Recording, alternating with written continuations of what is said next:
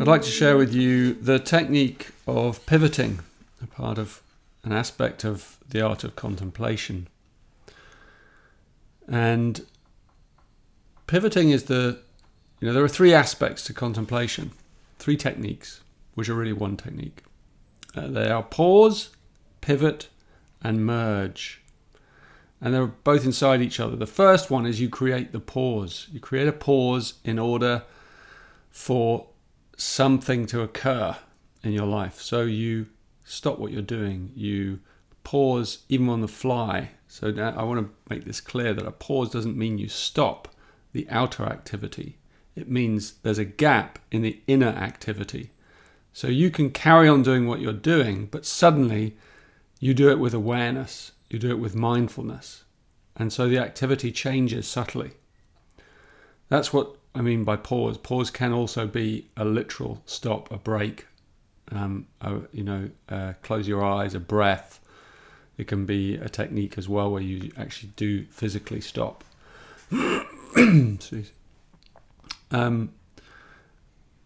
Pivoting is the next layer. And pivoting occurs within pauses. So as you create more space, inner space within yourself, in your life, then you increase the possibility of pivotal moments. And pivotal moments are moments of breakthrough.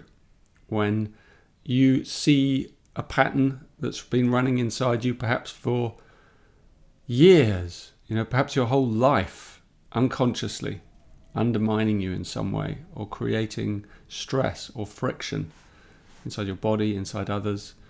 And suddenly you see that pattern in a different light. Suddenly you see it for the first time, fully. And that is what creates the potential for a pivotal experience, pivoting. So that pivot, that change in view, that paradigm shift, leaves you different. It is actually a breakthrough, because it's harder for you to go back to that old pattern. Read a little bit from this book, The Art of Contemplation, my book, as an example in here. You're feeling emotionally low. You've lost touch with any sense of joy or deeper purpose in life. Sometimes we wake up in the morning or we just feel like that. You feel disconnected from others. You don't know how to get back to a brighter place. Instead of trying to distract yourself from the discomfort, you create a pause, a space inside yourself so you can look at your inner state with honesty. On deeper self-reflection, you realize that the state you're in is a kind of numbness. You remember that this is not unique to you, but universal to all human beings. From this place of self-compassion, you go further into yourself, into your heart, until you find the tiniest flame. There's always a small flame in the midst of the numbness. You cradle this precious flame, like a tiny spark in a cold winter night. You gently fan the flame with patience until it grows inside you. This may take time, even several days. But over time, your awareness and courage help to bring this flame back to life. You begin to feel human again. You feel warmth and hope dawn inside you. You've made self-compassion and love the pivot for a total change in awareness.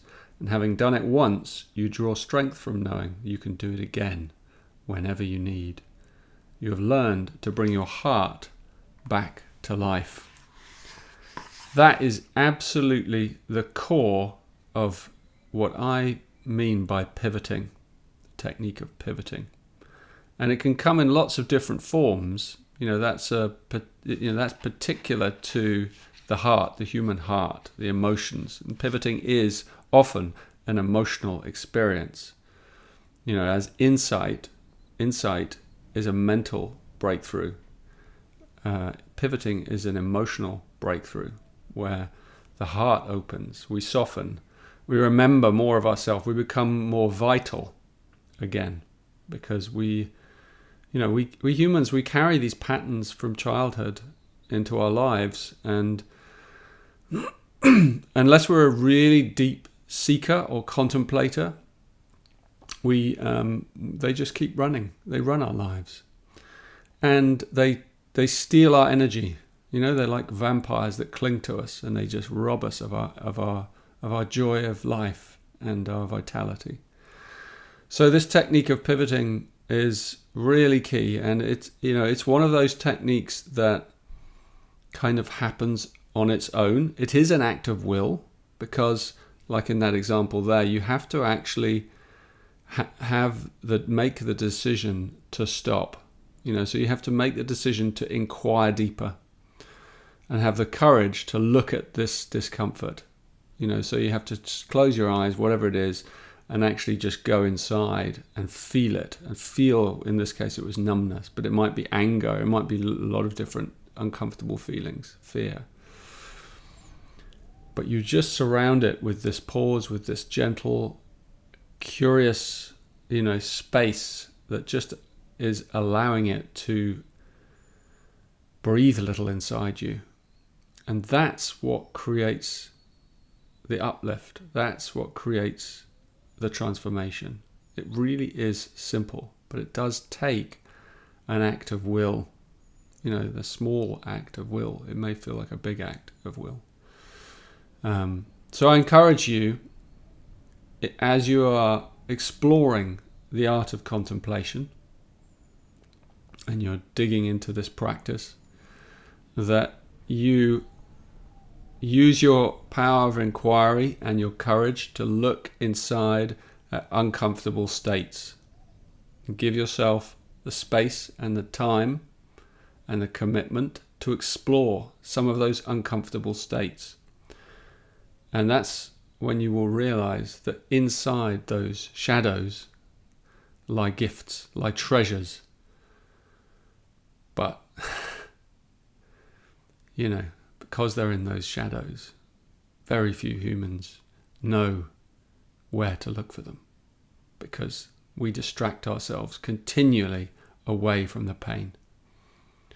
So pivoting is a really powerful experience. It is the very heart of the art of contemplation.